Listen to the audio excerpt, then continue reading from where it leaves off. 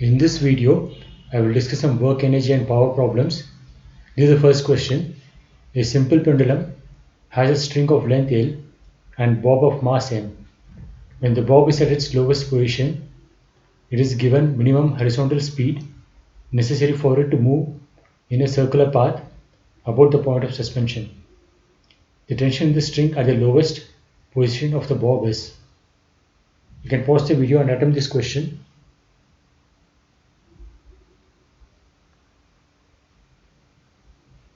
This is the solution. So we'll use a standard result for the simple pendulum to make a complete revolution in a vertical circle. The tension and the velocity should be positive at all points along the circular motion. So this gives the condition the speed at the bottommost point should be square root of 5 gm. This is the minimum speed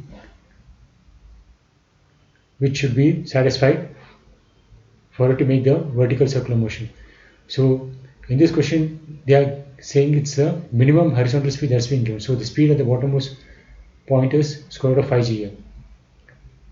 So drawing the free body diagram, at the bottommost point, the weight of the bob is acting downwards, tension is pulling it upwards, and there will be centrifugal force radially outward, that is downward here.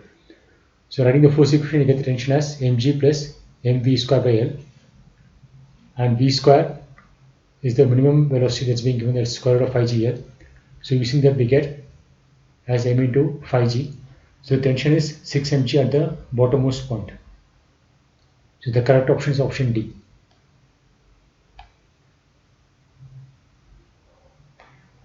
This is the next question. A particle of mass m is fixed to one end of a light rigid rod of length L and rotated in a vertical circular path about its other end. The minimum speed of the particle at its highest position must be. You can pause and attempt this question.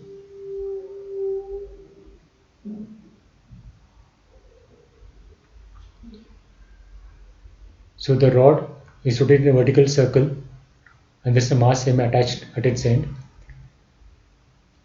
So whatever is the velocity at this bottommost point, it will keep on decreasing. There are only two energies for the mass m. One is the gravitational potential energy, other is the kinetic energy. As the mass moves along this vertical circle upwards, the gravitational potential will decrease, so the kinetic energy will, gravitational potential is increasing, so the kinetic energy will keep on decreasing. So the velocity will keep on decreasing, and the velocity will become minimum at the topmost point. So the topmost point, the force is acting on the mass are the mass mg downwards and centrifugal force outwards, and this rod will give a normal reaction outwards.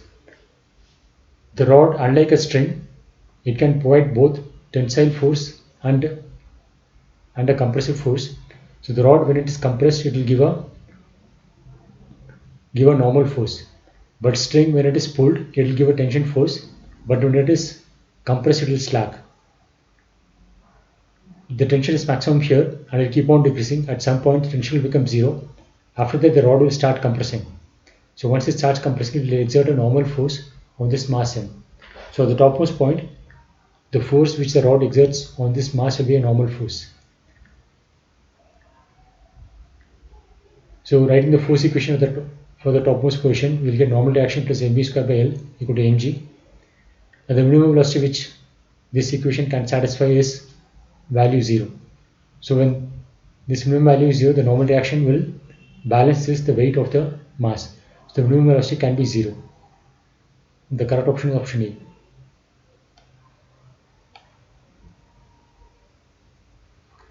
This is the next question. A marble of mass m and radius b is placed on hemispherical bowl of radius r.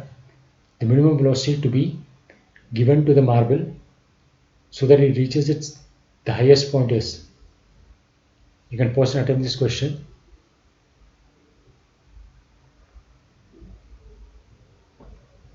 So this is the hemispherical bowl and the marble of radius b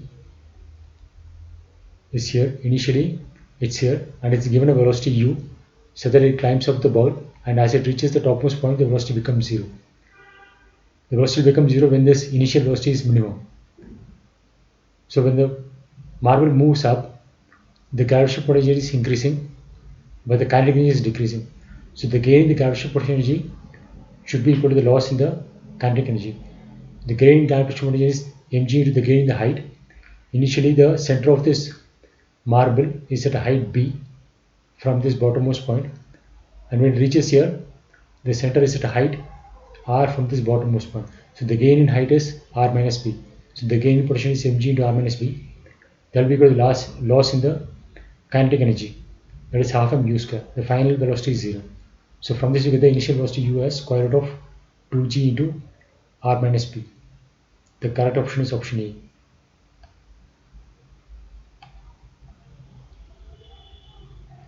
This is the next question. A particle is placed at top of a sphere of radius r. It is given a little jerk so that it just starts slipping down. Find the point where it leaves the sphere.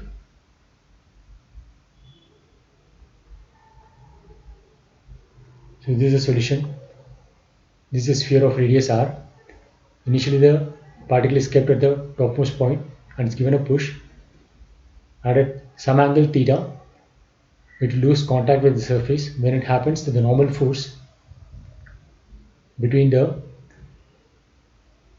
particle and this sphere will become 0. So at a particular angle theta, the force is acting on this mass or the weight mg, the normal direction which is normally outward, that's along the radial direction, and the centrifugal force will be mv square by r along the radial direction. So writing the force equation along this radial direction, we get mg cos theta. This angle is theta, so this angle is also theta. So mg cos theta will be equal to normal direction plus mv square by r, and we can get a value of this velocity at the angle theta by writing the energy equation. The energy at this point is the gravitational potential energy. It's just starting from here. So as it moves on, it gains in kinetic energy, and the loss in gravitational potential is the loss in this height, and this height is the total height, which is r minus r cos theta. So it is r into 1 minus cos theta. So this is the loss in gravitational potential energy, which will be equal to the gain in kinetic energy is half mv square. Initial velocity is 0. So this we can use to eliminate this v square. So from here we get mv square by r as 2mg into 1 minus cos theta. A normal reaction is 0 at a particular angle of theta where it loses contact. So from this we get the cos theta when it loses contact is 2 by 3. So the drop in height when this happens is r into 1 minus cos theta. So using that value of cos theta, we get the drop in height as r by 3 when it loses contact. The correct answer is option B.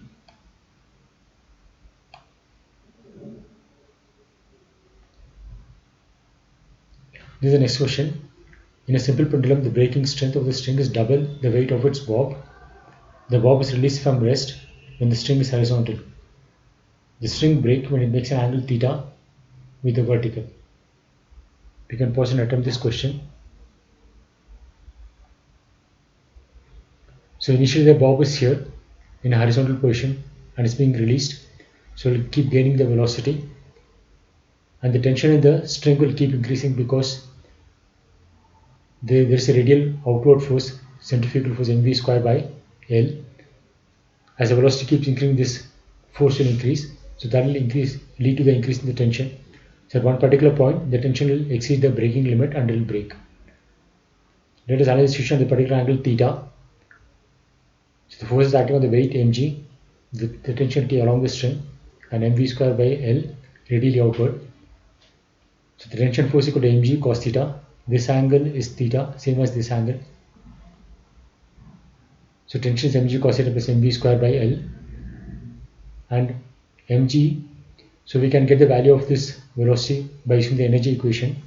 From here to here, there is a fall in gravitational potential energy and gain in kinetic energy.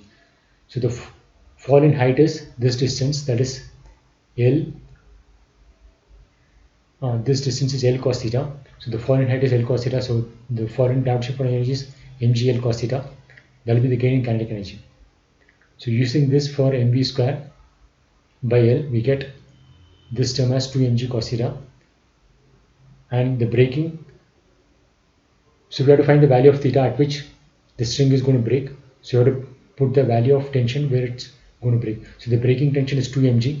So using that value of tension, we get the value of cos theta as 2/3. So the string will break when theta is cos inverse 2/3.